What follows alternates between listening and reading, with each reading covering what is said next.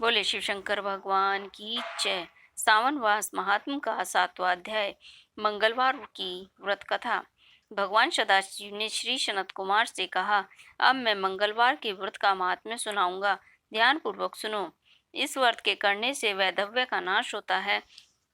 विवाहोत्तर 5 वर्ष तक इस व्रत को करना चाहिए। इस व्रत का नाम मंगलागौरी व्रत है। यह व्रत ताप नाश करने वाला है। विवाह के पश्चात पहले मंगलवार के दिन इस व्रत को आरंभ करना चाहिए। पुष्य मंडप का निर्माण करके उसे कंदली स्तंभों से सुशोभित करना चाहिए। मंडप में देवी की सोने की प्रतिमा बनवाकर स्थापित करनी चाहिए। यदि सोने की प्रतिमा बनवाने की शक्ति न रखते हो तो अपनी शक्ति के अनुसार किसी अन्य धातु की प्रतिमा बनाकर स्थापित करनी चाहिए। इसके बाद उस प्रतिमा का अर्चन करना चाहिए। उसमें मंगलागौरी की प्रतिमा का 16 उपचारों द्वारा तथा 16 दुर्वा दलों से, 16 चिड़चिड़ा दलों से, 16 चावल, 16 चने की दाल के दानों से अर्चन करना चाहिए। 16 बत्तियों का एक दीपक होना चाहिए तथा 16 दीप जलाकर भक्ति द्वारा दही तथा चावल का नैवेद्य समर्पण करना चाहिए। देवी की मूर्ति के पास सिल लोढ़ा रखना चाहिए। इस तरह 5 वर्ष तक व्रत करना चाहिए। फिर उद्यापन करके माता को वायना देना चाहिए। अब वायना के संदर्भ में सुनो। मंगलागौरी की एक पल सोने की प्रतिमा लगवानी चाहिए या आधे पल या आधे से आधे पल की प्रतिमा बनवानी चाहिए।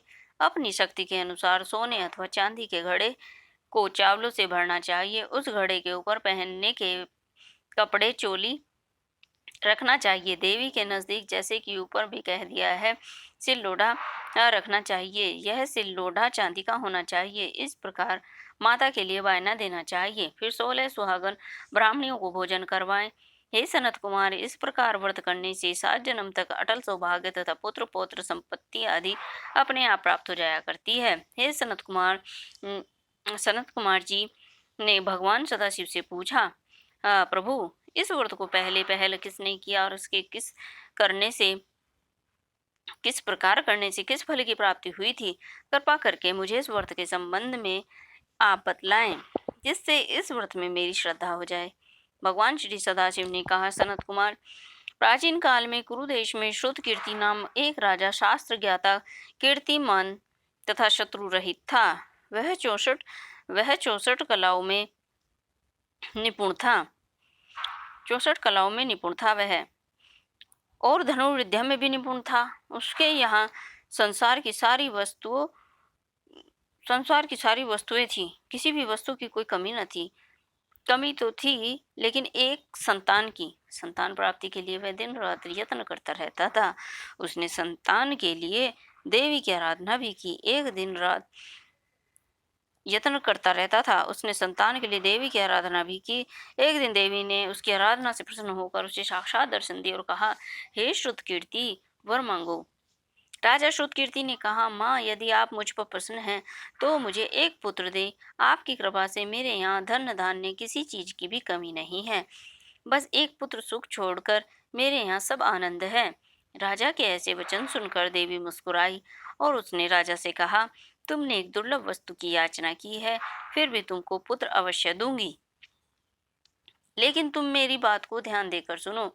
तुम्हारे यहाँ जो पुत्र होगा वह अत्यंत गुणवान भी होगा, किंतु वह 16 वर्ष से अधिक नहीं जिएगा। हाँ, यदि एक सुंदर और विद्याहीन पुत्र होगा तो वह बहुत समय तक जीवित रहेगा। देवी की बात सुनकर राजा चिंताग्रस्त हो गया। उसने अपनी रानी से बात की और फिर उसकी बात से गुणी संपूर्ण लक्षण युक्त 16 वर्ष की आयु वाला पुत्र मांगा। देवी ने कहा, राजा, मेरे मंदिर के मुख्य द्वार पर आम का पेड़ है। मेरी आज्ञा है कि तुम उस पेड़ से एक आम तोड़कर अपनी रानी को खाने के लिए दो। उसको खाने से रानी अवश्यमेव गर्भ रहेगा। राजा ने प्रसन्न होकर देवी के मंदिर के मुख्य द्वार पर जो आम का पेड़ था वहां से एक आम तोड़कर अपनी पत्नी को खाने के लिए दिया। रानी ने देवी के आदेश के अनुसार फल खाया और 10 मास के पश्चात उसके यहाँ देव पुत्र तुल्य पुत्र पैदा हुआ। हर्ष शोक से संपन्न राजा ने राजकुमार का जात कर्म आदि संस्कार करवाया और भगवान शिव का ध्यान धरकर उसका नाम चिरायु रखा। लड़का अपने माता पिता की देख रेख में चांद की तरह बढ़ने लगा। दिन बीतने लगे और उसका 16वां वर्ष आरंभ हो गया। राजा रानी दोनों की चिंता बढ़ने लगी। राजा ने सोचा, मैंने यह पुत्र बड़े कष्ट से प्राप्त किया है, अपनी आंखों से मैं इसकी मृत्यु कैसे देख सकूंगा। यह विचार करके उसने राजकुमार को उसके मामा के साथ काशी भेज दिया। जाने के समय रानी ने अपने भाई से कहा, तुम कापटिक वेश धारण करके राजकुमार को काशी ले जाओ। मैंने इसके जन्म से पूर्व भगवान श्री सदाशिव जी से प्रार्थना की थी कि हे प्रभु, पुत्र प्राप्ति पर मैं उसे जगतपति की यात्रा के लिए भेजूंगी। तुम इसको इसी समय काशी ले जाओ। इसकी देह प्राण की रक्षा करना। रानी का भाई अपनी बहन की बात सुनकर भांजे को साथ लेकर काशी चला गया। कई दिन की यात्रा के पश्चात यह आनंद नगर में पहुंचा। वहां पर वीरसेन नामक राजा राज्य करता था, जो कि शास्त्र ज्ञाता, कीर्तिमान तथा शत्रु रहित था। उस राजा की कन्या मंगला गौरी अपने रूप लावण्य के कारण चहुं ओर प्रसिद्ध थी। मानो वह राजकुमारी आकाश के चांद की तुलना में धरती का चांद थी। जिस समय राजकुमार चिरायु तथा उसका मामा आनंद नगर में शहर से बाहर के शाही बगीचे में, उस समय राजकुमारी मंगला गौरी अपनी सखी सहेलियों के साथ खेल रही थी। राजकुमार चिरायु तथा उसका मामा खेलती हुई लड़कियों को देखने लगे। खेलती हुई लड़कियों में से एक ने क्रोध में भरकर राजकुमार को उल्टा कह दिया। उस बालिका को क्रोधित और दुर्वचन कहते देखकर राजकुमारी ने उस बालिका से कहा, हे सखी, तुम दुर्वचन क्यों कहती हो?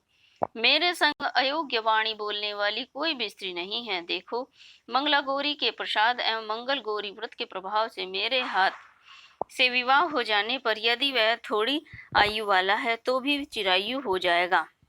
इसके बाद सब बालिकाएं अपने अपने घरों को लौटा गई। उस दिन राजकुमारी का विवाह बालिकाहक देश के दृढ़ धर्मा राजा के पुत्र सुकेतु नाम वाले राजकुमार से होने वाला था। लेकिन सुकेतु मूर्ख, कुरूप तथा बहरा था। वर पक्ष वाले उसकी बजाय विवाह मंडप में एक अच्छा नया वर ले जाने की इच्छा प्रकट कर चुके थे। विवाह के पश्चात सुकेतु के बजाय प्रस्तुत वर को भगा दिया जाएगा और सुकेतु बाल्हिक देश को अपनी पत्नी लेकर लौट जाएगा। ऐसा विचार करके वर के पक्ष के आदमी चिरायु के पास जाकर उसके मामा से कहने लगे, यह बालक तुम हमें दे दो, इसके द्वारा हमारा कार्य सिद्ध होने वाला है। उन लोगों की बात सुनकर चिरायु का मामा प्रसन्न हो गया, क्योंकि वह बगीचे में मंगला गौरी की बात सुन चुका था। उसने पर वर पक्ष वालों से कहा, आप लोग इस लड़के को क्यों चाहते हैं? विवाह के लिए वस्त्र, गहने आदि तो मांगे जा सकते हैं, लेकिन कोई वर थोड़े ही मांगा जा सकता है। फिर भी मैं आपको बात रखता हुआ लड़का आपको दे रहा हूँ। वर पक्षीय जन राजकुमार चिरायु को विवाह मंडप में ले गए और विवाह कार्य सिद्ध हो गया। जब सप्तसदी आदि का कार्य होने के बाद रात में राजकुमार मंगला गौरी के साथ सोया, तभी उसका 16वां वर्ष समाप्त हो रहा था। ठीक उसी समय काल सांप के रूप में वहां आया। संयोगवश उसी समय राजकुमारी की नींद खुल गई और वह सांप को देखकर भय के मारे कांपने लगी। फिर उसने भय त्याग कर सांप की पूजा की, पीने के लिए उसे बहुत सा दूध दिया और प्रार्थना की। दीनवाणी से उसकी स्तुति की।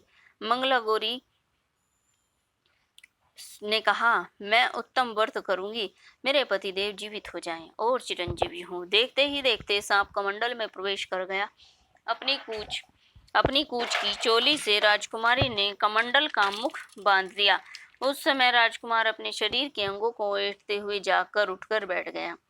उसने राजकुमारी ने माता के समीप जाकर लड्डू आदि लाकर राजकुमार को खाने के लिए दिए। राजकुमार ने प्रसन्न होकर भोजन किया। हाथ धोते समय उसके हाथ से अंगूठी गिर गई। वह पान खाकर दोबारा सो गया। उसके सोने के बाद राजकुमारी कमंडल को बाहर फेंकने के लिए गई, लेकिन विधि के विधान से बाहर जाते समय चमकते हुए हार की चमक देखकर चकित रह गई। उसने घट के स्थित हार को अपने गले में पहन लिया। थोड़ी रात बाकी रहने पर चिरायु का मामा आकर उसे ले गया। चिरायु के जाने के बाद वर पक्षीय जन सुकेतु को वहां ले आए। मंगला गौरी ने जब सुकेतु को देखा तो वह कहा, यह मेरा पति नहीं है। इस पर वर पक्षी जनों ने राजकुमारी से कहा, हे देवी, यह तुम क्या कह रही हो? यदि कोई पहचान हो तो कहो। मंगला गौरी ने कहा, रात को मेरे पति ने जो मुझे जड़ाऊ हार दिया है, उस हार के रत्नों की सुंदरता यह बतलाए। यह कोई अन्य ही है। रात्रि में आम्र सेचन के समय मेरे पति का केसर युक्त पद मेरी जांग में लगा हुआ है।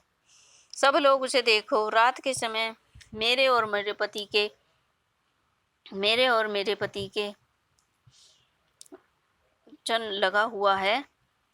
रात को मेरे और मेरे पति के बीच जो बातचीत हुई और हमने क्या भोजन किया था, यह भी बतलाए, तो यह मेरा पति होगा। मंगला गौरी की बात सुनकर वर पक्षी जनों ने कहा, ठीक है, लेकिन सुकेतु उपरोक्त प्रश्नों में से किसी एक का भी उत्तर नहीं दे सका। इस पर कल्याण पक्ष वालों ने उसके साथ राजकुमारी को भेजने से इनकार कर दिया और वर पक्षी जन अपना मूसा लेकर जैसे आए थे वैसे ही लौट गए। मंगला गौरी के पिता महाराज वीरसेन ने प्रसन्न होकर एक महान यज्ञ रचाया। उसने यह भी सुना कि वर पक्षी जन किसी प्रकार अपने कुरूप राजकुमार के बजाय किसी अन्य सुंदर युवक का विवाह मंडप में ले आए थे और उसके साथ मंगला गौरी का विवाह हुआ था। अब मंगला गौरी राजमहल के बरामदे में एक चिक्की ओट में बैठ गई और प्रत्येक आते जाते यात्री को देखने लगी ताकि उसमें से उसे चिरायु दिखाई दे सके। उधर मामा के साथ वहां आन पहुंचा। जो ही वह चिक के सामने से गुजरा, मंगला गौरी ने उसे देखकर कहा, पिताजी, मेरे पति आ गए हैं। राजा ने तुरंत ही मामा भांजे को राजभवन के भीतर बुलवा भेजा। मंगला गौरी की बतलाई हुई सब निशानियां चिरायु में मौजूद थी। राजा ने वस्त्रभारण, अश्वगज, रथ और अन्य बहुत सी चीजों के साथ मंगला गौरी चिरायु के साथ कर दी। उसके बाद चिरायु राजा वीरसेन से विदा होकर अपनी पत्नी मामा के साथ कुलनंदन सहित अपने नगर को गया। जब उसके मामा ने लोगों के मुख से उसकी वापसी के संबंध में सुना तो उन्हें इस बात पर विश्वास नहीं हुआ। वह सोचने लगे कि भाग्य के विपरीत कैसे हो सकता है। वह अभी भी यह सोच रहे थे कि राजकुमार चिरायु ने माता पिता के चरणों में प्रणाम किया। माता ने उसका सिर सूंघा और उसके आनंद का कोई वारा पार न रहा। फिर अपने पुत्र वधू को अपनी गोदी में बिठाकर उससे सारा हालचाल पूछा। भगवान शंकर बोले, हे महामुनि, मंगला गौरी ने उसको व्रत का महात्म्य तथा पिछला समस्त घटनाक्रम बतलाया। हे सनत कुमार जी, मंगला गौरी के कारण भी तभी से यह व्रत मंगला गौरी के नाम से प्रसिद्ध हुआ। इसे जो कोई भी सुनेगा अथवा इसका कीर्तन करेगा, उसके सभी मनोरथ सिद्ध हो जाएंगे। इसमें तनिक भी संशय नहीं है। श्री सूत जी बोले, हे ऋषिगण, भगवान शंकर ने सनत कुमार से इस व्रत को कहा और वह इस कार्य की सिद्धि वाले व्रत को सुनकर गदगद हो गए और उसको सुनने से परमानंद की प्राप्ति हुई। अतः श्रावण मास के 7वां अध्याय समाप्त। आगे की कथा हम 8वें अध्याय में प्रारंभ करेंगे। तब तक के लिए शिव शंकर भगवान की जय। अगर आपको मेरे ये वीडियोस पसंद आ रहे हैं तो प्लीज़ मेरे चैनल को सब्सक्राइब कीजिए और शेयर कीजिए। तब तक के लिए धन्यवाद। बोलो शिव परिवार की जय हो।